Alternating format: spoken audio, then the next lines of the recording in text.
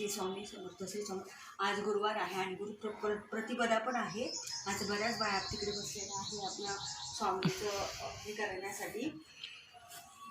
सप्ताह बसलेला आहे स्वामींचं म्हणजे पोथी वाचायसाठी. आता आपण दर गुरुवारी हळदीचं लेपन करा. त्याच्यामध्ये केशरसुद्धा टाकायचं आणि गंगाजल असं अतिउत्तम.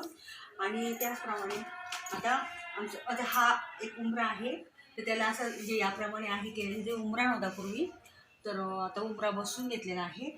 तर त्यांनी हा डिझाईनचा बसवलेला आहे.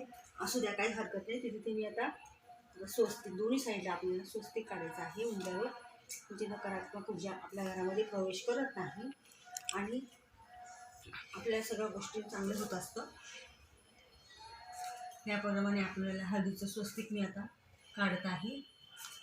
आता तिकडच्या उंबऱ्यावर मी रांगोळी काढून घेतलेली आहे. कशा प्रकारे काढलेली आहे ते तुम्हाला सांगते. आणि छान सजवायचं आहे, आपल्या हातानेच काढायचं आहे, छाप वगैरे नाही काढायचा. आपल्याला जेवढे आपण हाताने काढू तेवढं चांगलं असतं. याप्रमाणे आता आपल्याला ती छान सुंदर रांगोळी काढायची आहे.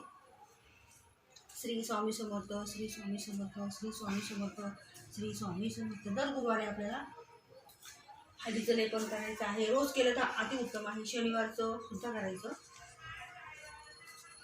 त्याप्रमाणे आपल्याला हळदीचं लेपन केलेलं आहे. त्याच्यावर आणि ह्याच्यावर अक्षता व्हायची आहे आपल्याला. हळद